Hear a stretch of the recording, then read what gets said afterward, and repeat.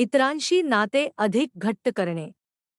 मानवी जीवनात इतरांशी असलेले संबंध अत्यंत महत्त्वाचे असतात.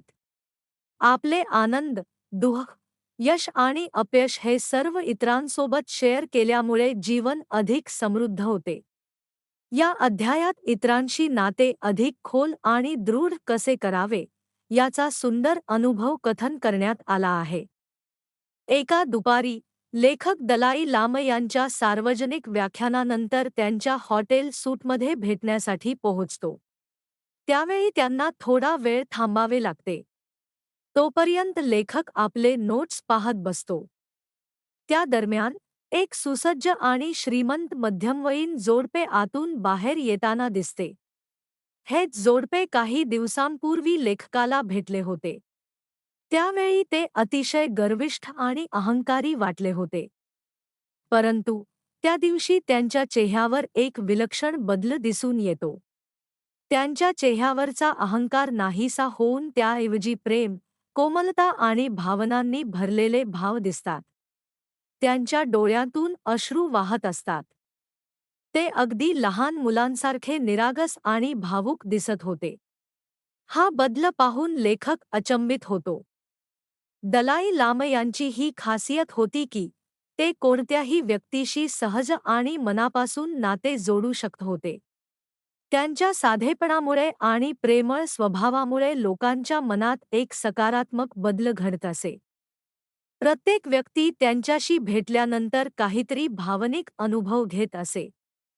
यातून आपल्याला एक महत्त्वाचा संदेश मिळतो की खरी नाती ही संपत्ती, पद किंवा अहंकारावर आधारित नसतात, तर ती प्रेम, समजूतदारपणा आणि सहानुभूतीवर आधारित असतात.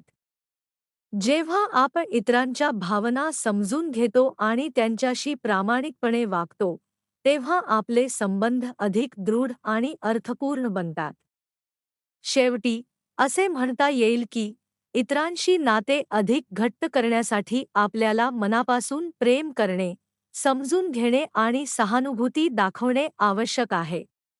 यामुळे आपल्या जीवनात आनंद, शांती आणि समाधान निर्माण होते. इतरांशी नाते अधिक दृढ करण्यासाठी सहानुभूतीचे महत्त्व. मानवी जीवनात आनंदी आणि समाधानकारक नाते निर्माण करणे ही एक महत्त्वाची कला आहे. द आर्ट ऑफ हॅपीनेस या ग्रंथामध्ये इतरांशी संबंध अधिक खोल आणि अर्थपूर्ण कसे बनवावेत याबद्दल सखोल मार्गदर्शन दिले आहे. लेखकाने दलाई लामा यांच्याशी संवाद साधताना एक महत्त्वाचा प्रश्न विचारला, इतरांशी प्रभावीपणे जोडले जाण्यासाठी आणि मतभेद कमी करण्यासाठी सर्वात उत्तम पद्धत कोणती? यावर उत्तर देताना दलाई लामा म्हणाले की मानवी संबंध हे अत्यंत गुंतागुंतीचे असतात आणि त्यासाठी एक ठराविक सूत्र लागू होत नाही. त्यांनी याची तुलना स्वयंपाकाशी केली. जसे एक स्वादिष्ट जेवण तयार करण्यासाठी विविध टप्पे आणि घटकांची आवश्यकता असते, भाज्या उकळणे, तळणे, मसाले घालणे, तसेच इतरांशी योग्य प्रकारे वागण्यासाठी अनेक घटक आवश्यक असतात. एकाच पद्धतीने सर्व समस्या सुटत नाहीत. यानंतर त्यांनी सहानुभूती, एम्पथी या घटकाचे विशेष महत्त्व सांगितले. सहानुभूती म्हणजे दुसऱ्याच्या भावना, दुःख आणि अनुभव समजून घेण्याची क्षमता. जेव्हा आपण इतरांच्या दुःखाची जाणीव ठेवतो, तेव्हा आपल्यामध्ये करुणा आणि प्रेम निर्माण होते. ते असेही सांगतात की फक्त दया ठेवा किंवा प्रेम करा असे सांगणे पुरेसे नसते. त्यासाठी व्यक्तीला करुणेचे महत्त्व समजावून सांगणे आणि त्याचे फायदे पटवून देणे आवश्यक असते. तसेच जेव्हा कोणी आपल्याशी प्रेमाने वागते तेव्हा आपल्याला कसे वाटते याचा विचार करणेही महत्त्वाचे आहे. यामुळे आपल्यामध्ये सहानुभूतीची भावना अधिक दृढ होते. बौद्ध परंपरेनुसार सहानुभूती वाढवण्यासाठी एक पद्धत अशी आहे की आपण एखाद्या दुःखी प्राण्याची कल्पना करावी, उदा. कत्तल होणाऱ्या मेंढीची आणि तिच्या वेदना समजून घेण्याचा प्रयत्न करावा. यामुळे आपल्या मनात करुणा जागृत होते. परंतु दलाई लामा हेही सांगतात की प्रत्येक व्यक्तीवर ही पद्धत प्रभावी ठरत नाही. काही लोक खूप कठोर किंवा भावनाशून्य असतात, त्यामुळे त्यांच्यावर अशा कल्पनांचा परिणाम होत नाही. म्हणूनच प्रत्येक व्यक्तीनुसार वेगवेगळ्या पद्धतींचा वापर करणे आवश्यक आहे. शेवटी असे म्हणता येईल की इतरांशी नाते अधिक मजबूत करण्यासाठी सहानुभूती, करुणा आणि समजूतदारपणा हे अत्यंत आवश्यक घटक आहेत.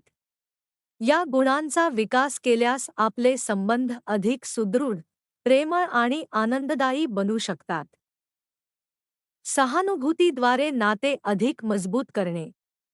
मानवी नातेसंबंध अधिक दृढ आणि अर्थपूर्ण बनवण्यासाठी सहानुभूती, एम्पथी हा अत्यंत महत्त्वाचा घटक आहे. द आर्ट ऑफ हॅपीनेस या ग्रंथामध्ये दलाई लामा यांनी सहानुभूती कशी विकसित करावी आणि तिचा वापर करून इतरांशी नाते कसे सुधारावे याबद्दल सखोल मार्गदर्शन दिले आहे. दलाई लामा सांगतात की प्रत्येक व्यक्तीची भावना आणि अनुभव वेगवेगळे असतात. त्यामुळे सहानुभूती विकसित करण्यासाठी एकच पद्धत सर्वांवर लागू होत नाही. उदाहरणार्थ, काही पाश्चात्य लोकांसाठी शिकार, हंटिंग ही एक मजा किंवा छंद असतो. अशा लोकांना प्राण्यांच्या वेदना समजावून सांगणे कठीण असते. त्यामुळे अशा परिस्थितीत वेगळी पद्धत वापरणे आवश्यक ठरते. यावर उपाय म्हणून एखाद्या व्यक्तीला त्याच्या आवडत्या कुऱ्याची कल्पना करायला सांगितली जाऊ शकते, जो सापळ्यात अडकून वेदना सहन करत आहे. या कल्पनेमुळे त्या व्यक्तीच्या मनात सहानुभूतीची भावना जागृत होऊ शकते. याचप्रमाणे जर एखाद्याला प्राण्यांबद्दल भावना नसतील, तर त्याला आपल्या जवळच्या व्यक्तीबद्दल, कुटुंबातील सदस्य किंवा मित्र यांच्या दुःखाची कल्पना करायला सांगता येते. यामुळे त्याच्या मनात करुणा निर्माण होते. दलाई लामा यांचा मुख्य संदेश असा आहे की आपण इतरांच्या जागी स्वतःला ठेवून विचार करण्याची सवय लावली पाहिजे. म्हणजेच एखाद्या परिस्थितीत आपण दुसऱ्या व्यक्तीच्या ठिकाणी असतो, तर आपण कसे प्रतिक्रिया दिली असती याचा विचार करणे. यामुळे आपल्याला त्या व्यक्तीच्या भावना अधिक चांगल्या प्रकारे समजतात. ही पद्धत वापरण्यासाठी आपल्याला थोडी कल्पकता, क्रिएटिव्हिटी आणि आपल्या स्वतःच्या मतांपासून थोडे दूर जाण्याची तयारी आवश्यक असते. आपण आपल्या दृष्टिकोनावर ठाम राहण्याऐवजी दुसऱ्याच्या दृष्टिकोनातून परिस्थिती पाहण्याचा प्रयत्न केला पाहिजे. यामुळे इतरांच्या भावना समजून घेण्याची क्षमता वाढते आणि मतभेद कमी होतात. दलाई लामा पुढे सांगतात की जेव्हा ते एखाद्या नवीन व्यक्तीला भेटतात, तेव्हा ते सर्वप्रथम त्या व्यक्तीशी असलेल्या समान गोष्टींकडे लक्ष देतात. जसे की आपल्याकडे शरीर, मन आणि भावना आहेत, आपण जन्म घेतो आणि मृत्यूही समान प्रकारे येतो, आपल्याला आनंद हवा असतो आणि दुःख नको असते. या मूलभूत समानतेकडे लक्ष दिल्यामुळे भिन्नता जसे की धर्म, रंग, संस्कृती या दुय्यम ठरतात. या दृष्टिकोनामुळे इतरांशी संवाद साधणे अधिक सोपे आणि नैसर्गिक होते. आपल्याला समोरची व्यक्ती आपल्यासारखीच वाटते, ज्यामुळे नाते अधिक जवळचे आणि विश्वासार्ह बनते.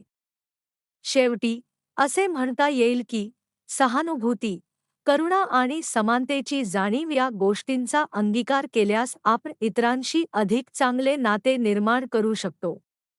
यामुळे आपल्या जीवनात शांतता, समजूतदारपणा आणि खरा आनंद प्राप्त होतो. इतरांशी प्रभावी नाते निर्माण करण्याचे तत्त्व. मानवी नातेसंबंध अधिक चांगले बनवण्यासाठी केवळ एक किंवा दोन सोप्या पद्धती पुरेशा नसतात. द आर्ट ऑफ हॅपीनेस या ग्रंथामध्ये दलाई लामा यांनी स्पष्ट केले आहे की इतरांशी योग्य प्रकारे वागण्यासाठी अनेक घटकांचा समतोल आवश्यक असतो. दलाई लामा यांच्या मते इतरांशी वागताना त्यांच्या पार्श्वभूमीचा, बॅकग्राऊंड समज असणे अत्यंत महत्त्वाचे आहे. प्रत्येक व्यक्ती वेगवेगळ्या अनुभवातून आलेली असते, त्यामुळे त्यांच्या वागण्यामागे काही कारणे असतात. त्याचप्रमाणे मोकळेपणा, ओपन माइंडेडनेस आणि प्रामाणिकपणा ऑनेस्टी हे गुणसुद्धा नातेसंबंध सुधारण्यासाठी आवश्यक आहेत. लेखकाच्या अनुभवातून हे अधिक स्पष्ट होते. एका संध्याकाळी तो आपल्या तिबेटी मित्रांच्या घरी जेवणासाठी गेला. तिथे विविध पाहुणे होते, त्यामध्ये एक जर्मन लेखकही होता, रोल्फ. लेखकाने त्याच्याशी संवाद साधण्याचा प्रयत्न केला, पण त्या लेखकाचे उत्तर थोडक्यात आणि थंड स्वरूपाचे होते. त्यामुळे लेखकाला तो माणूस अहंकारी आणि उद्धट वाटला. पुढच्या दिवशी लेखकाने आपल्या मित्राला याबद्दल सांगितले. तेव्हा मित्राने रोल्फ याच्या आयुष्याबद्दल सांगितले. त्याच्या कुटुंबाने वर्ल्ड वॉर II दरम्यान खूप दुःख सहन केले होते आणि त्याची 2 मुले गंभीर आजाराने ग्रस्त होती. तरीही त्याने स्वतःच्या दुःखात अडकून न राहता इतरांसाठी काम केले आणि अपंग लोकांसाठी सेवा दिली. ही माहिती मिळाल्यानंतर लेखकाचा दृष्टिकोन पूर्णपणे बदलला. त्याने पुन्हा त्या व्यक्तीशी संवाद साधला, यावेळी अधिक समजूतदारपणे आणि मोकळेपणाने. हळूहळू त्याला त्या व्यक्तीचा खरा स्वभाव कळला. तो माणूस खूप संवेदनशील आणि चांगला होता. या अनुभवातून एक महत्त्वाचा धडा मिळतो की आपण अनेकदा लोकांना त्यांच्या बाह्य वागणुकीवरून पटकन न्याय करतो. परंतु त्यांच्या आयुष्यातील संघर्ष आणि अनुभव समजून घेतल्यास आपली दृष्टी बदलते. शेवटी असे म्हणता येईल की इतरांशी नाते सुधारण्यासाठी सहानुभूती, समजूतदारपणा, मोकळेपणा आणि संयम आवश्यक आहे. प्रत्येक व्यक्तीला समजून घेण्याचा प्रयत्न केल्यास आपण अधिक चांगले संबंध निर्माण करू शकतो आणि जीवन अधिक आनंदी बनवू शकतो. दुसऱ्याच्या दृष्टिकोनातून विचार करण्याची कला. मानवी नातेसंबंध सुधारण्यासाठी केवळ सिद्धांत जाणून घेणे पुरेसे नसते, तर त्याची प्रत्यक्ष जीवनात अंमलबजावणी करणे अधिक महत्त्वाचे असते. द आर्ट ऑफ हॅपीनेस या ग्रंथामध्ये दलाई लामा यांनी दिलेल्या सहानुभूतीच्या तत्वांचा एक प्रभावी अनुभव येथे पाहायला मिळतो. लेखक डेलीमधील एका प्रसंगात खूप रागावलेला असतो. त्याला वाटते की शहरातील प्रत्येकजण फसवणूक करतो. एका टॅक्सी ड्रायव्हरने मीटर रिसेट केल्यामुळे तो संतापतो आणि त्याच्यावर आरोप करतो.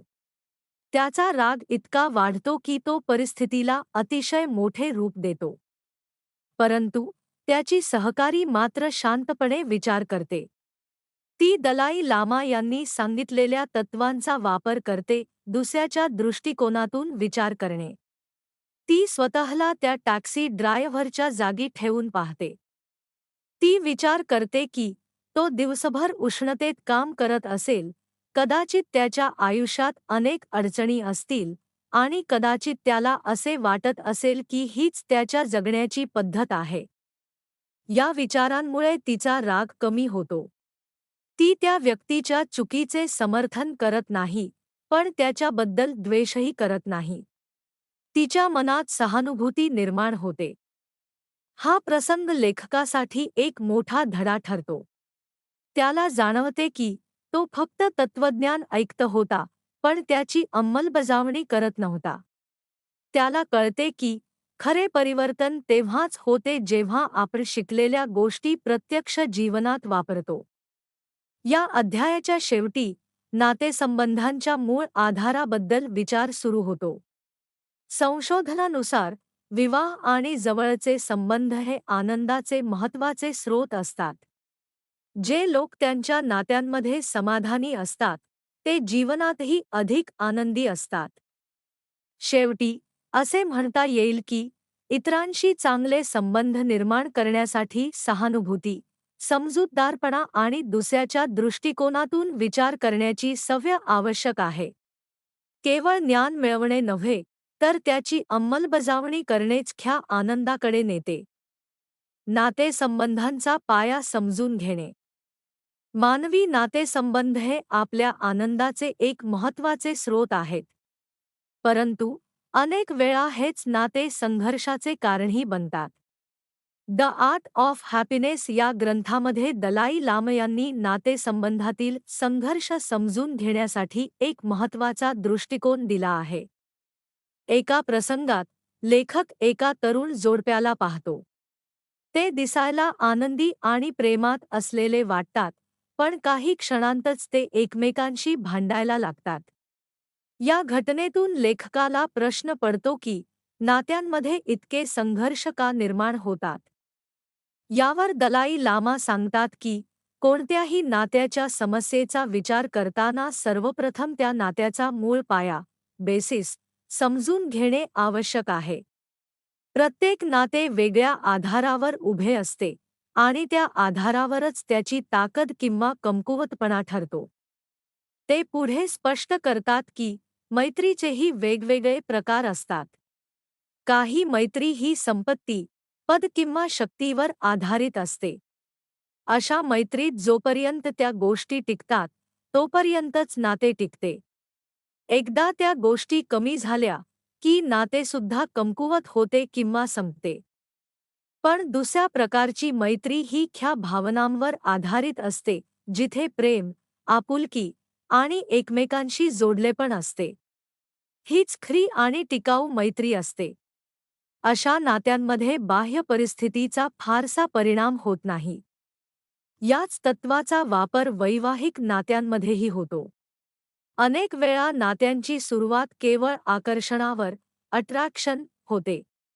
सुरुवातीला सर्व काही आनंददायी वाटते, पण जर नात्याचा पाया फक्त आकर्षणावर असेल, तर ते नाते टिकाऊ नसते. दलाई लामा म्हणतात की तीव्र आकर्षणामुळे व्यक्ती काही वेळा चुकीचे निर्णय घेऊ शकते, जसे की रागामुळे किंवा द्वेषामुळे व्यक्ती विवेक हरवते. म्हणूनच कोणतेही नाते मजबूत ठेवण्यासाठी त्याचा पाया प्रेम, समजूतदारपणा आणि आपुलकीवर असणे आवश्यक आहे. जर नात्यात समस्या निर्माण होत असतील, तर थोडा वेळ थांबून त्या नात्याच्या मूळ कारणांचा विचार करणे खूप उपयुक्त ठरते. शेवटी असे म्हणता येईल की नातेसंबंध टिकवण्यासाठी केवळ बाह्य आकर्षण किंवा स्वार्थी कारणे पुरेशी नसतात. खरे प्रेम, विश्वास आणि भावनिक जुळवून घेणे हेच नात्याला स्थिर आणि आनंदी बनवतात. नात्यांचा खरा पाया आणि त्याचे महत्त्व. मानवी नातेसंबंध टिकवण्यासाठी त्यांच्या पायाची मजबूती अत्यंत महत्त्वाची असते. द आर्ट ऑफ हॅपीनेस या ग्रंथामध्ये दलाई लामा यांनी स्पष्ट केले आहे की केवळ आकर्षणावर आधारित नाती दीर्घकाळ टिकत नाहीत. दलाई लामा सांगतात की अनेक वेळा एखादी व्यक्ती दुसऱ्याकडे केवळ शारीरिक आकर्षणामुळे, लस्ट, आकर्षित होते. त्या क्षणी ती भावना खूप तीव्र असते, पण ती तात्पुरती असते. काही काळानंतर ती भावना कमी होते आणि नात्यात समस्या निर्माण होऊ लागतात. म्हणूनच केवळ सुरुवातीच्या आकर्षणावर उभे असलेले नाते अस्थिर आणि अविश्वसनीय असते. याच मुद्द्यावर संशोधक एलन बर्शचेड यांनीही सांगितले आहे की जर लोकांना वाटत असेल की नात्यात नेहमीच तीव्र प्रेम आणि रोमस कायम राहायला हवा, तर ते निराश होऊ शकतात. कारण अशा भावना कायम टिकत नाहीत. त्यामुळे अशा अपेक्षांमुळे अनेक नात्यांमध्ये तणाव आणि विभक्त होण्याचे प्रमाण वाढू शकते. दलाई लामा पुढे 2 प्रकारचे नातेसंबंध स्पष्ट करतात. 1. केवळ शारीरिक आकर्षणावर आधारित नाते. या प्रकारात नात्याचा आधार फक्त तात्पुरता आनंद आणि समाधान असतो. अशा नात्यात एकमेकांविषयी आदर किंवा भावनिक जुळवणूक नसते. त्यामुळे हे नाते टिकाऊ नसते. त्यांनी याची तुलना बर्फावर बांधलेल्या घराशी केली आहे. बर्फ वितळला की घर कोसळते. 2. समजूतदारपणा आणि आदरावर आधारित नाते. या प्रकारात शारीरिक आकर्षण असले तरी ते मुख्य आधार नसतो. नात्याचा पाया हा एकमेकांबद्दलचा आदर, प्रेम आणि चांगुलपणावर आधारित असतो. अशा नात्यात दोघेही एकमेकांच्या भावना समजून घेतात आणि त्यांना सन्मान देतात. त्यामुळे हे नाते अधिक स्थिर आणि दीर्घकाळ टिकणारे असते. दलाई लामा सांगतात की खरे आणि टिकाऊ नाते निर्माण करण्यासाठी एकमेकांना नीट ओळखणे खूप आवश्यक आहे. त्यासाठी वेळ देणे, संवाद साधणे आणि एकमेकांच्या स्वभावाची समज करून घेणे गरजेचे आहे. घाईघाईने घेतलेले निर्णय नात्यासाठी धोकादायक ठरू शकतात. शेवटी असे म्हणता येईल की नातेसंबंधांचा खरा पाया हा केवळ आकर्षण नसून प्रेम, आदर आणि समजूतदारपणा आहे. जे नाते या मूल्यांवर उभे असते, तेच खऱ्या अर्थाने टिकाऊ आणि आनंददायी ठरते. ख्या नात्याचा पाया, ओळख, जबाबदारी आणि वास्तववादी दृष्टिकोन. मानवी नातेसंबंध टिकवण्यासाठी केवळ आकर्षण किंवा रोमस पुरेसा नसतो, तर एकमेकांना सखोलपणे समजून घेणे आवश्यक असते. द आर्ट ऑफ हॅपीनेस या ग्रंथामध्ये दलाई लामा यांनी याबद्दल अत्यंत स्पष्ट आणि वास्तववादी विचार मांडले आहेत. दलाई लामा सांगतात की अनेक नात्यांमध्ये समस्या निर्माण होण्याचे मुख्य कारण म्हणजे एकमेकांना समजून घेण्यासाठी पुरेसा वेळ देणे. जर दोन व्यक्ती काही वर्षे एकमेकांना ओळखत असतील, तर त्यांना केवळ बाह्य रूप नव्हे तर एकमेकांचा स्वभाव, विचार आणि भावना समजतात. यामुळे नात्याचा पाया अधिक मजबूत होतो. याच संदर्भात मार्क ट्वेन यांचे प्रसिद्ध वाक्य आहे की खरे प्रेम समजायला अनेक वर्षांचा अनुभव लागतो. खरे आणि समाधानकारक नाते निर्माण करण्यासाठी व्यक्तीच्या बाह्य गुणांवर नव्हे तर तिच्या अंतर्गत स्वभावावर आधारित नाते निर्माण करणे आवश्यक आहे. अशा नात्यात सहानुभूती, कंपॅशन, आपुलकी आणि परस्पर समज असते. दलाई लामा पुढे सांगतात की एक चांगले नाते हे केवळ शारीरिक संबंधांवर आधारित नसते. त्यामध्ये जबाबदारी, रिस्पॉन्सिबिलिटी आणि बांधिलकी, कमिटमेंट असणे अत्यंत गरजेचे आहे. दोन व्यक्ती एकत्र येऊन जीवनातील चढउतार एकत्र सहन करतात, एकमेकांना आधार देतात, यालाच खरे नाते म्हणतात. ते असेही स्पष्ट करतात की शारीरिक संबंधाचा जैविक उद्देश हा प्रजनन, रिप्रोडक्शन आहे. त्यामुळे जर नात्यात जबाबदारी आणि बांधिलकी नसेल, तर ते नाते फक्त तात्पुरत्या आनंदापुरते मर्यादित राहते. यानंतर रोमँटिक प्रेमाबद्दल, रोमॅन्टिक लव्ह, दलाई लामा एक वेगळा दृष्टिकोन मांडतात. ते सांगतात की समाजामध्ये रोमसला खूप महत्त्व दिले जाते, चित्रपट, साहित्य आणि संस्कृतीमध्ये त्याचे गौरव केले जाते. पण त्यांच्या मते अतिशय रोमँटिक प्रेम ही एक प्रकारची कल्पना, फॅन्टसी असू शकते, जी वास्तवात पूर्णपणे साध्य करणे कठीण असते. अशा प्रकारच्या कल्पनांवर आधारित नाते अनेक वेळा निराशा आणि असंतोष निर्माण करू शकते. त्यामुळे खरे आणि टिकाऊ नाते हे केवळ रोमन्सवर नव्हे, तर प्रेम, आदर, समजूतदारपणा आणि जबाबदारीवर आधारित असावे. शेवटी असे म्हणता येईल की नातेसंबंध टिकवण्यासाठी वास्तववादी दृष्टिकोन आवश्यक आहे. एकमेकांना समजून घेणे, वेळ देणे, जबाबदारी स्वीकारणे आणि खरे प्रेम जपणे, यामुळेच नाते दीर्घकाळ टिकते आणि जीवनात खरा आनंद मिळतो. रोमँटिक प्रेमाचे आकर्षण आणि त्यामागील सत्य. मानवी जीवनात रोमँटिक प्रेमाला खूप महत्त्व दिले जाते. द आर्ट ऑफ हॅपीनेस या ग्रंथामध्ये रोमस का इतका आकर्षक वाटतो, याचे सखोल विश्लेषण केले आहे. जरी दलाई लामा यांनी रोमसकडे थोड्या अलिप्ततेने पाहिले, तरी लेखकाने त्यामागील सांस्कृतिक, जैविक आणि मानसिक कारणांचा विचार केला आहे.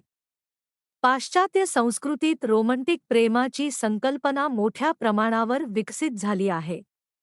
यावर रोमॅन्टिसिझम या चळवळीचा मोठा प्रभाव आहे. ही चळवळ बुद्धीपेक्षा भावना, कल्पना आणि उत्कटतेला अधिक महत्त्व देते. त्यामुळे प्रेम म्हणजे काहीतरी अद्भुत, परिपूर्ण आणि स्वप्नवत अनुभव आहे, अशी धारणा निर्माण झाली. रोमँटिक प्रेमाचे आकर्षण केवळ संस्कृतीमुळे नाही, तर त्यामागे जैविक कारणेही आहेत. वैज्ञानिकांच्या मते प्रेमात पडणे ही एक नैसर्गिक प्रक्रिया आहे जी आपल्या मेंदूमध्ये रसायनांच्या, केमिकल्स, माध्यमातून घडते. ही प्रक्रिया उत्क्रांतीच्या दृष्टीने महत्त्वाची आहे, कारण ती मानवाला प्रजननासाठी प्रेरित करते. म्हणजेच प्रेम ही भावना आपल्या अस्तित्व टिकवण्यासाठी आणि वंश पुढे नेण्यासाठी उपयुक्त ठरते. जेव्हा एखादी व्यक्ती प्रेमात पडते, तेव्हा मेंदूमध्ये काही विशिष्ट रसायने तयार होतात, ज्यामुळे आनंदाची आणि उत्साहाची भावना निर्माण होते. त्यामुळे त्या क्षणी इतर सर्व गोष्टी कमी महत्त्वाच्या वाटू लागतात. मानसिक दृष्टिकोनातूनही प्रेमाची भावना खूप खोलवर रुजलेली आहे. सिम्पोसियममध्ये प्लेटो यांनी सांगितलेल्या एका कथेनुसार माणूस आपल्या दुसऱ्या अर्ध्याचा शोध घेत असतो. या कथेनुसार सुरुवातीला मानव पूर्ण होता, पण नंतर तो 2 भागांमध्ये विभागला गेला. त्यामुळे प्रत्येक व्यक्ती आपल्या दुसऱ्या अर्ध्या भागाला शोधत असते. या दृष्टिकोनातून रोमँटिक प्रेम म्हणजे दुसऱ्या व्यक्तीसोबत एकरूप होण्याची तीव्र इच्छा आहे. मानसशास्त्रात याला इगो बाउंड्रीज कोलॅप्स असे म्हणतात, म्हणजेच स्वतः आणि दुसरी व्यक्ती यांच्यातील सीमारेषा कमी होतात. याशिवाय काही मानसशास्त्रज्ञ मानतात की ही भावना आपल्या बालपणाशी संबंधित आहे. लहानपणी बाळाला स्वतः आणि आई यांच्यात फरक जाणवत नाही. ते पूर्णपणे एकरूप असते. मोठेपणी आपण पुन्हा त्या एकरूपतेचा अनुभव मिळवण्याचा प्रयत्न करतो आणि त्यामुळे प्रेमाची भावना निर्माण होते. शेवटी असे म्हणता येईल की रोमँटिक प्रेम हे केवळ एक भावना नसून त्यामागे सांस्कृतिक, जैविक आणि मानसिक घटकांचा गुंतागुंतीचा संगम आहे. जरी ते आकर्षक आणि आनंददायी वाटत असले, तरी त्याकडे वास्तववादी दृष्टिकोनातून पाहणे आवश्यक आहे. खरे आणि टिकाऊ नाते हे केवळ रोमन्सवर नव्हे, तर समजूतदारपणा, जबाबदारी आणि सहानुभूतीवर आधारित असते. रोमँटिक प्रेम, आकर्षण, मानसशास्त्र आणि त्यातील मर्यादा. मानवी जीवनात प्रेमात पडणे ही भावना अत्यंत शक्तिशाली आणि आकर्षक असते. द आर्ट ऑफ हॅपीनेस या ग्रंथामध्ये या भावनेमागील मानसशास्त्रीय कारणांचा सखोल अभ्यास करण्यात आला आहे. तसेच दलाई लामा यांनी त्यातील मर्यादा देखील स्पष्ट केल्या आहेत. लहानपणी बाळाला स्वतः आणि बाहेर जग यामध्ये फारसा फरक जाणवत नाही. त्याला मी आणि इतर यामधील सीमा समजत नाही. जसजसे बाळ मोठे होते, तसतसे त्याची ओळख, आयडेंटिटी विकसित होते आणि त्याला स्वतःची वेगळी जाणीव होते. या प्रक्रियेमुळे व्यक्तीमध्ये एकटेपणाची, आयसोलेशन जाणीवही निर्माण होते. काही मानसशास्त्रज्ञांच्या मते बालपणी अनुभवलेली एकरूपतेची भावना, वननेस, आपल्या अवचेतन मनात साठून राहते. मोठेपणी जेव्हा आपण प्रेमात पडतो, तेव्हा तीच भावना पुन्हा अनुभवण्याचा प्रयत्न करतो. प्रेमात असताना आपल्याला असे वाटते की आपण दुसऱ्या व्यक्तीसोबत पूर्णपणे एकरूप झालो आहोत. ही भावना खूप आनंददायी आणि शक्तिशाली असते. म्हणूनच रोमँटिक प्रेमाचा पाठलाग करणे ही एक नैसर्गिक गोष्ट आहे. पण इथेच एक समस्या निर्माण होते. दलाई लामा यांच्या मते जर आपण केवळ रोमन्सवर आधारित नाते निर्माण केले, तर ते दीर्घकाळ टिकत नाही. या संदर्भात डेव्हिड नावाच्या एका व्यक्तीचे उदाहरण दिले आहे. तो दीर्घकाळ नैराश्य, डिप्रेशन अनुभवत होता. उपचारानंतर त्याची स्थिती सुधारली. पण काही दिवसांनी तो खूप आनंदी झाला, कारण तो प्रेमात पडला होता. त्याला वाटू लागले की त्याला आयुष्यात सर्व काही मिळाले आहे. या उदाहरणातून हे दिसून येते की प्रेमात पडल्यावर आपल्याला प्रचंड आनंदाची अनुभूती येते, पण ही भावना तात्पुरती असू शकते. जर आपण या भावनेवरच संपूर्ण आनंद अवलंबून ठेवला, तर नंतर निराशा येण्याची शक्यता असते. यामुळे दलाई लामा रोमँटिक प्रेमाच्या अतिरेकाबद्दल सावध करतात. ते सांगतात की खरे आणि टिकाऊ नाते हे केवळ त्या उत्साही भावनेवर आधारित नसावे, तर त्यामध्ये समजूतदारपणा, जबाबदारी आणि सहानुभूती असावी. शेवटी असे म्हणता येईल की रोमँटिक प्रेम ही एक सुंदर आणि नैसर्गिक भावना असली तरी तिच्यावर पूर्णपणे अवलंबून राहणे योग्य नाही. खरे समाधान आणि स्थिर नाते हे वास्तववादी दृष्टिकोन, परस्पर समज आणि भावनिक स्थैर्यावर आधारित असते. रोमँटिक प्रेमाची मर्यादा आणि वास्तव. मानवी जीवनात रोमँटिक प्रेम अत्यंत आकर्षक आणि आनंददायी वाटते, परंतु ते नेहमीच स्थिर आणि दीर्घकालीन आनंद देईलच असे नाही. द आर्ट ऑफ हॅपीनेस या ग्रंथामध्ये दिलेल्या डेव्हिड या व्यक्तीच्या उदाहरणातून हे स्पष्ट होते. डेव्हिड अनेक वर्षे नैराश्याने त्रस्त होता. उपचारानंतर त्याची स्थिती सुधारली आणि तो अचानक प्रेमात पडला. त्याला वाटले की त्याला आयुष्यातील सर्व काही मिळाले आहे. त्याच्या नवीन नात्याबद्दल तो खूप उत्साही होता. त्याला वाटत होते की ती व्यक्ती त्याच्यासाठी परफेक्ट आहे. त्याने थेरपीही थांबवली, कारण त्याला वाटले की आता त्याच्या आयुष्यात कोणतीही समस्या उरलेली नाही. परंतु काही महिन्यांनंतर ते नाते तुटले. त्यानंतर डेव्हिड पुन्हा दुःखी झाला. त्याला पुन्हा एकटेपणाची भावना जाणवू लागली. जरी त्याची शारीरिक स्थिती ठीक होती, तरी मानसिकदृष्ट्या तो पुन्हा रिकामेपण अनुभवत होता.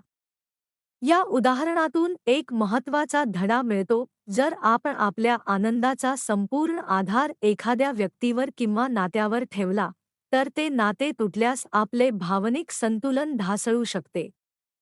दलाई लामा यांनी रोमँटिक प्रेमाबद्दल सांगितले की ते अनेकदा कल्पना, फॅन्टसी असते.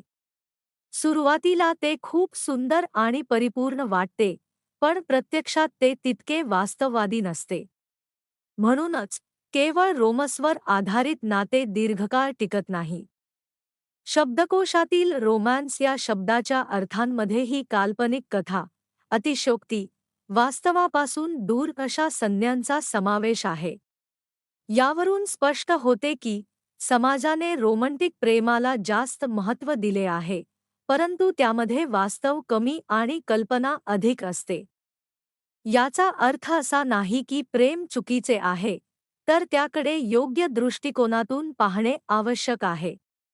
खरे आणि टिकाऊ नाते हे केवळ भावनिक उत्कटतेवर आधारित नसून त्यामध्ये समजूतदारपणा, स्थैर्य, जबाबदारी आणि परस्पर आदर असणे आवश्यक आहे.